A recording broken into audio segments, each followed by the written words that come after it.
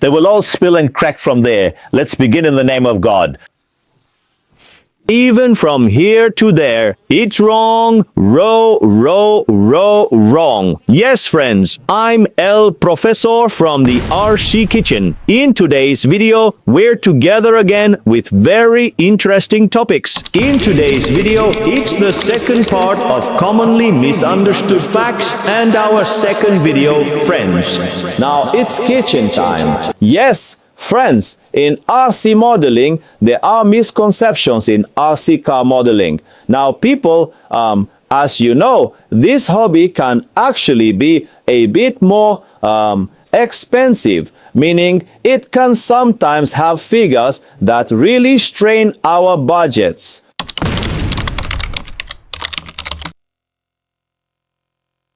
Especially our RC cars, whether on-road or off-road, have top bodies. In fact, in one of our videos here, we painted a body saying this body won't hold paint, if you remember, a Mercedes. Now people, I mean our modeler friends, spend a lot of money on these bodies. And unfortunately, some of our friends say, oh, it doesn't matter. They say, it's not important. No, that is șasele. Mila neinimaz. What do you think they mean by it's not important? Yes, polycarbonate bodies are painted with polycarbonate paint, but they say, no way, they say, will paint with regular paint. Well, you can paint, but a problem arises. What will happen after the paint on your cap dries? Even with the slightest pressure from above, because the caps, as you know, are soft and flexible like this. Once these paints dry, they will all crackle and peel off, causing cracks in those areas. This might not happen the next day, but you will see those cracks within a maximum of 1 month. Especially when you paint with a standard spray paint bought from hardware stores, since it will definitely not be suitable for nitromethane fuel, a second problem arises in that regard. This time, removing it becomes a real headache. It really results in something that tires a person. Therefore, polycarbonate domes, also known as Lexan domes, must be painted with polycarbonate body paints. Friends, I mean, I can paint this body with standard spray paint. Yes, you can paint it, but you can only use it for display, because when you use it, it will chip and flake everywhere. Or sometimes our modeler friends can do this. They might say, well, I want to do very nice craftsmanship with an airbrush and draw patterns, you know, this and that on it. It's the same with that too. If you want to paint that way, there are tube-shaped polycarbonate paints, not spray, but those used in airbrushes. You can paint with those. But other than that, definitely not standard enamel paints, synthetic paints, cellulose paints, and so on. This will definitely and certainly cause the expense and effort you put into your bodywork to go to waste. Unfortunately, friends, I mean, I can paint a polycarbonate body with any kind of spray paint. Wrong. I paint the polycarbonate body with polycarbonate paint. Correct. Yes, friends, we have thus resolved this topic.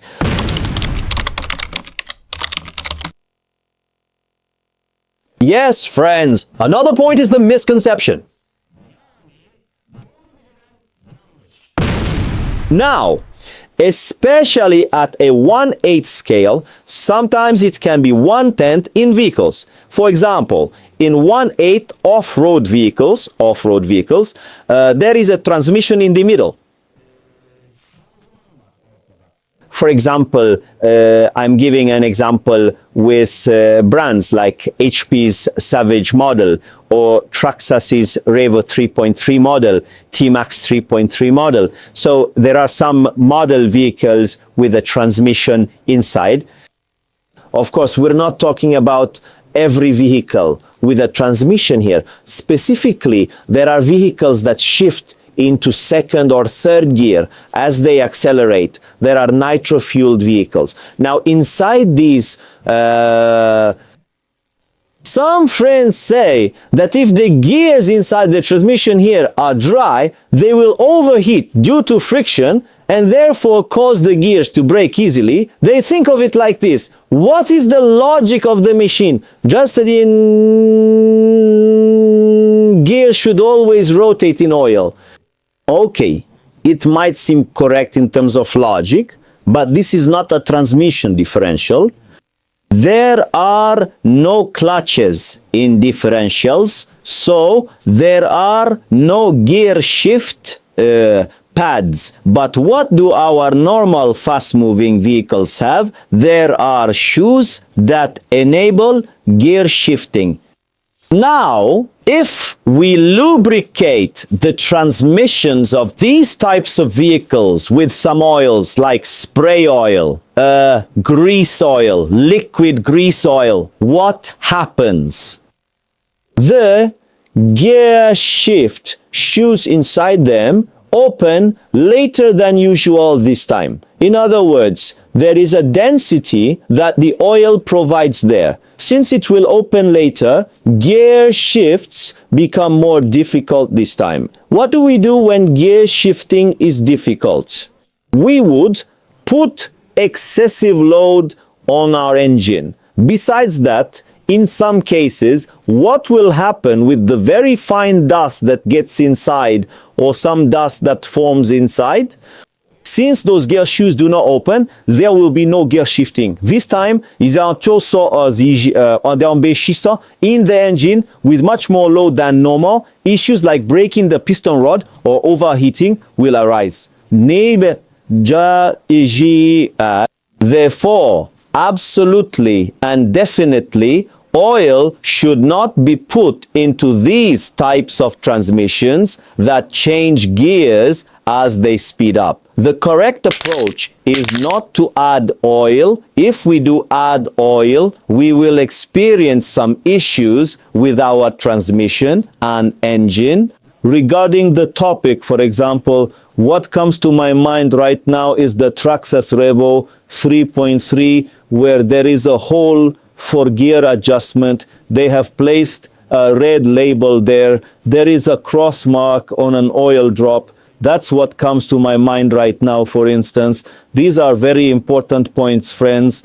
So putting oil in the transmission is wrong. Not putting oil is correct. That's the right way, friends.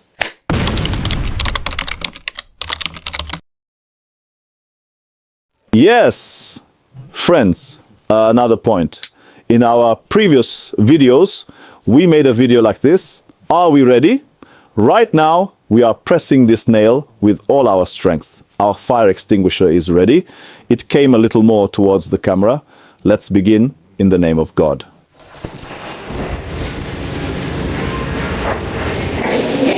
Yes, friends, what did we do in that video? We exploded a lithium polymer battery in a controlled environment. In the previous lithium polymer battery, whether for information or charging videos, feel free to take a look. We also mentioned some information in those. If for any reason our lithium polymer battery swells, let's put it in the refrigerator. Wrong. What is the correct way, friends? Now, as we mentioned in our previous videos, lithium polymer batteries are indeed extremely dangerous batteries. Some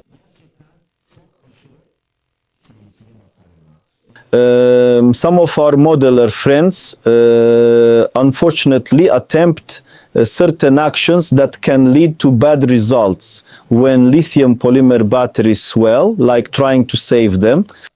Why does a lithium polymer battery swell? It swells because its chemistry is disrupted. For example, what does this container do? It swells. You release its air like this. It can swell due to expansion from heat. It swells from the heat. You release its air, but what do you do again? You attach it. But the swelling of lithium polymer batteries is definitely not something that will go away, come back, disappear, vanish, and reappear. So, the swelling of lithium polymer batteries occurs due to the chemicals inside reacting with each other and having a problem within. Therefore, saying my battery is swollen, let me put it in the refrigerator, put it in the freezer, and leave it there for however many hours. This is wrong, friends. Absolutely and definitely. In fact, if the chemical reaction inside is still ongoing because the volume inside the refrigerator is large, these are batteries that even have a risk of exploding there. Some of our friends follow a much more dangerous path than this.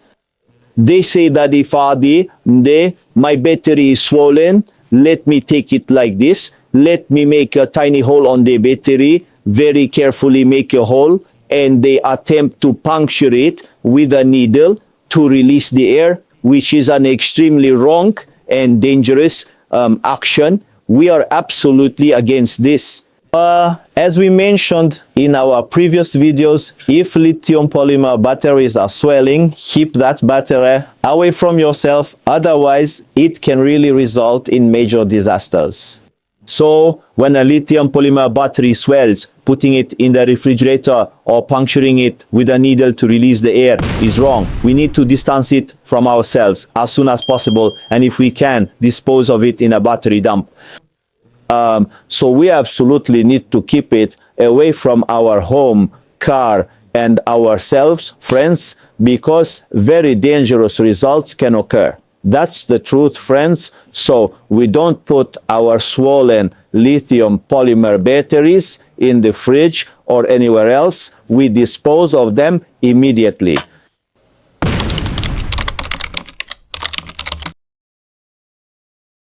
Another commonly misunderstood fact. Yes, this whole topic is again related to lithium polymer batteries and electric vehicles.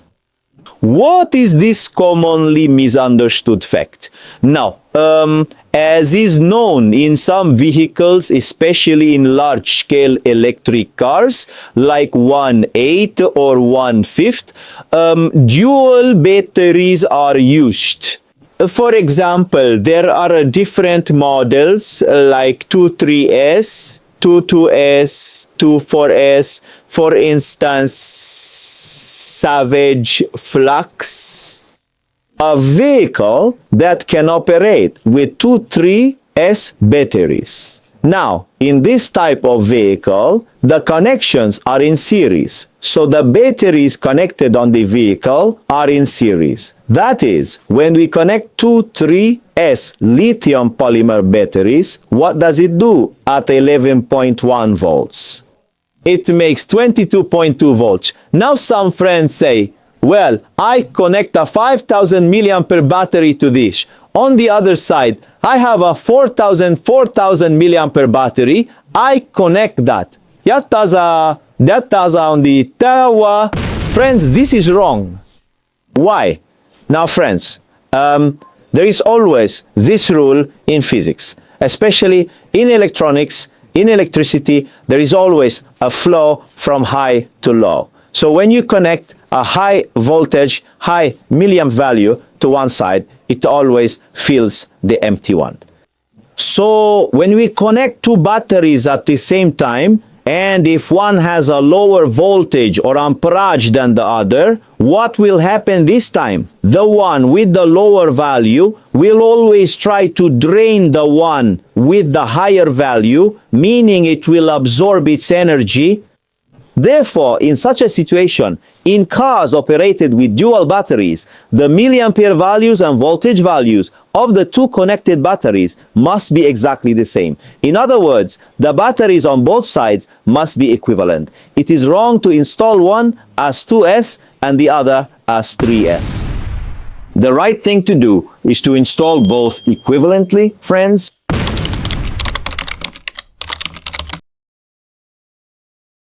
Now, as you know, our new system controllers are 2.4 gigahertz controllers. What was there before? There were 27 megahertz controllers. There were 35 megahertz controllers. Now, let's talk about some incidents we sometimes hear. Some of our friends say, bro, they say, my controller doesn't have good reception. They say, they say, yeah, with this controller, they say, of course, I'm talking about 2.4 gigahertz. I he says, soldered it. He says, wanted to increase its range. Now, to increase the range, he actually soldered and extended the antenna. Now, this is a wrong action, friends. It is not correct. There is no situation where the longer the antenna, the further it will reach. Actually, you are disrupting the wavelength of the frequency in the electronic system here. So, at the same time, many of our friends are involved in radio. In radio, or rather in frequency technology, there is this phenomenon. Every wave has a wavelength. For example, you might remember our 27 megahertz controllers. We used to pull them like this. There were antennas like this long. Why? Because there is an antenna length that is scaled according to its wavelength. In 2.4 gigahertz controllers, the wavelength is lower. So as the frequency increases, what we call the wavelength shrinks. It shrinks, shrinks, shrinks, shrinks. So what happens? Especially in mobile phones, if you notice in the new systems, for example, there isn't even an antenna you can see. Very micro scale antennas are made inside, because according to the wavelength system in mobile phones, that antenna is already sufficient for it. So it's not the case that if we attach a very long antenna to a cell phone, it will have a very long range. Therefore, soldering our antennas, especially 2.4 gigahertz antennas, to the cable, or removing it and attaching a very long antenna instead, is not correct. Instead of increasing the distance will decrease. In fact, in the new system, both the transmitters and receivers of our 2.4 gigahertz controllers have what we call coaxial, antenna cables with a wrapping on the outside and a cable running inside. Actually, the insides of the antennas in both the transmitter and receiver of our controllers are like that. That is, a cable runs both inside and outside. Therefore, if you assume that you soldered it as a single piece on coaxial control, coaxial antennas, then there's a 90% chance that we would have damaged our receiver or the transmitter section of our control. In that case, forget about going far. It won't even work from here to there. So, for example, this person cannot come here and use this. We need to think of the situation like that. Extending or soldering the antenna on the remotes is wrong. Preserving the antenna as it is and preventing it from breaking, snapping, or short-circuiting is correct, friends. Yes, I think we made a nice video today. It was an informational video. We tried to address the misconceptions known as truths in our modeling life. Really big problems can arise in these kinds of topics. My request from you is, please write in the comments anything that comes to mind or any misconceptions you know. Let's examine those topics, test them together, even try them out. It doesn't matter if it's topic A or topic B. Write down anything related to modeling below and let's test it here together. In some of our upcoming programs, we will do something like this. You will say it and I will do it. How does that sound? Good idea, right? But let the crazy ideas come. We mentioned this once before, but it must have been at the end of the video. No one remembered it. So write down your crazy experiments, friends, and let's do them from now on. Of course, first, mention the commonly misunderstood facts that come to mind. Ask about them. If there's something you're curious about, mention that too. Ask about it. Let's find solutions for all of them, friends. Yes, friends, we've come to the end of another video. If you liked our video, don't forget to like, subscribe, follow us, and keep your notifications on. I'm El Professor from rckitchen. I love you all very much. May nothing hinder your model's wheels, friends.